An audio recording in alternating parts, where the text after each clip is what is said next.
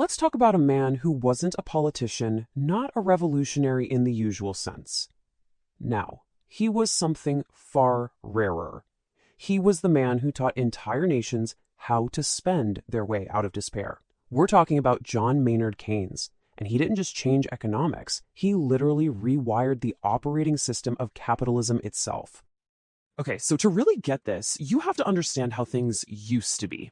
For most of history, the rules were just simple. A balanced budget, that was a sign of an honest government. It was a kind of fiscal purity. And debt, well, that was seen as a straight-up moral failure.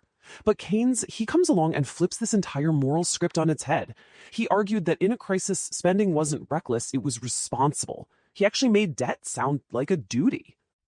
To really wrap your head around his idea, we've got to go back to the 1930s, the Great Depression. You see, it wasn't just a downturn, it was a total paralyzing collapse of confidence. The old economic playbook, the one built on Adam Smith's invisible hand, it basically said, don't worry, the market will fix itself. That was supposed to be automatic, but in the real world, it wasn't correcting. It was freezing solid. What Keynes saw was that markets can get trapped in this vicious feedback loop of fear. People get terrified, so they stop spending. And when they stop spending, businesses stop hiring. Well, when that happens, incomes just crater, which only makes the fear worse. He saw this as a kind of economic black hole, a downward spiral that the old way of thinking had absolutely no answer for. And this, right here, brings us to his most brilliant and counterintuitive insight, what he called the paradox of thrift. Think about it. What makes perfect sense for your family, cutting back, saving every penny when times are tough, it becomes a collective disaster when everybody does it at once. And why is that? Because one person's spending is always another person's income. When everyone tries to save, the economy's heartbeat just stops.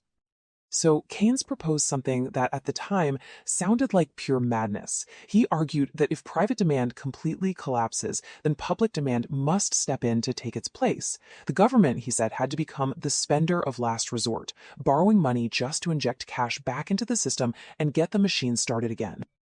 It was a total clash of worldviews. On one side, you had the old religion of austerity, let the market heal itself, balance the books at all costs. And on the other side, you had Keynes's heresy. No, the market is stuck, and only direct government action can unstick it.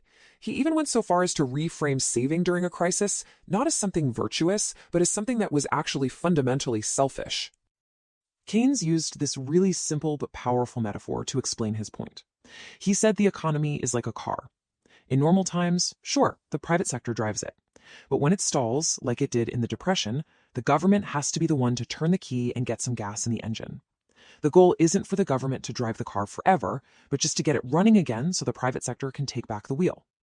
Now, while Roosevelt's New Deal was kind of an early test drive for these ideas, the ultimate and really brutal proof of his theory came from something much, much darker: World War II. The absolutely unprecedented government spending that was required for the war effort did exactly what Keynes predicted. It obliterated the Great Depression, and in the process, it laid the foundation for decades of incredible growth. Let's just pause on this number for a second because it's staggering. 25%. That means 1 in every 4 working Americans had no job. This wasn't just a statistic. It was a nationwide human catastrophe. And that was the reality under President Hoover, who was still clinging to that old belief that the market would just fix itself. The sheer scale of this failure is what forced the door open for a completely different way of thinking. So you see this incredible progression from a radical theory in a book in 1936. His ideas get battle-tested in the 40s, and then they become the undisputed economic gospel for pretty much the entire Western world. For nearly 3 decades, Keynesianism wasn't just some theory, it was the actual operating system for an unprecedented era of middle-class growth. It just worked. But like any great idea, it carried this hidden cost. The very success of the system, it created a dependency. You see, politicians absolutely fell in love with the spending part of Keynes's theory. I mean, that's the part that wins elections, right? But they conveniently tended to forget about the second half of his rule, saving and paying down debt during the good times. And honestly, you can't really blame them. The results were incredible. Recessions got shorter, they were way less painful. Governments built massive infrastructure projects, highways, dams, the whole shebang. For the first time in history, full employment became a central goal of public policy. This was the era that literally built the modern middle class and the welfare state. The benefits were real, they were tangible, and they were life-changing for millions of people.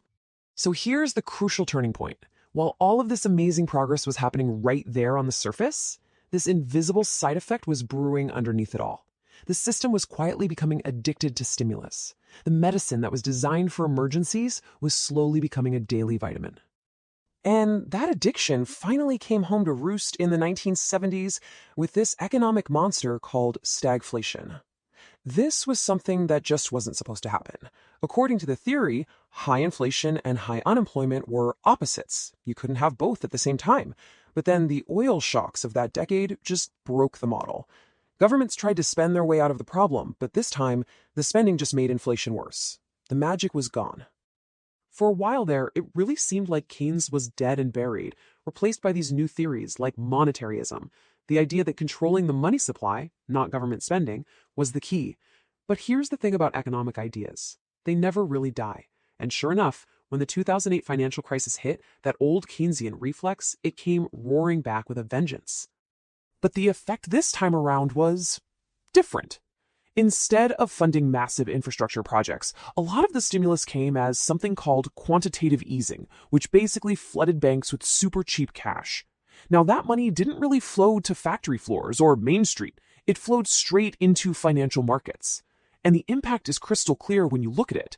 A huge effect on asset prices, stocks, real estate, but a much smaller impact on actual wages and jobs for the average person. And what did that do? It dramatically widened the wealth gap. And then, just as we were all trying to process what happened in 2008, the pandemic arrived. The response this time was Keynesianism on a scale that was just unimaginable. Governments didn't just turn the key in the car this time. They strapped a rocket engine to it. Trillions were created, seemingly overnight, and injected directly into the economy.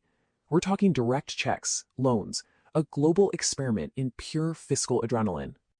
And that brings us right here, to the central paradox of our time. Keynes designed a temporary tool for emergencies, but it has somehow become the permanent system.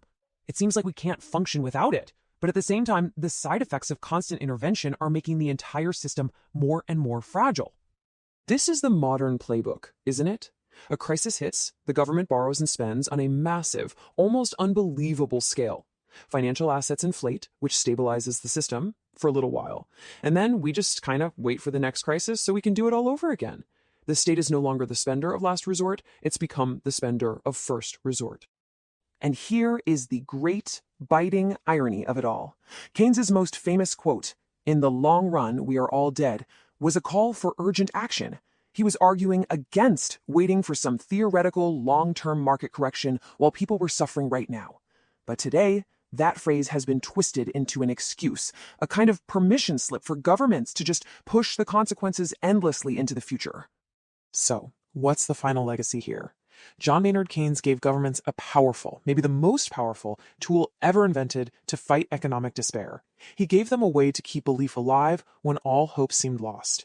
In a very real sense, he saved capitalism from itself. But in doing so, he may have also created its single greatest vulnerability. The man who taught governments how to spend in a crisis also, maybe inadvertently, taught them how to forget restraint forever.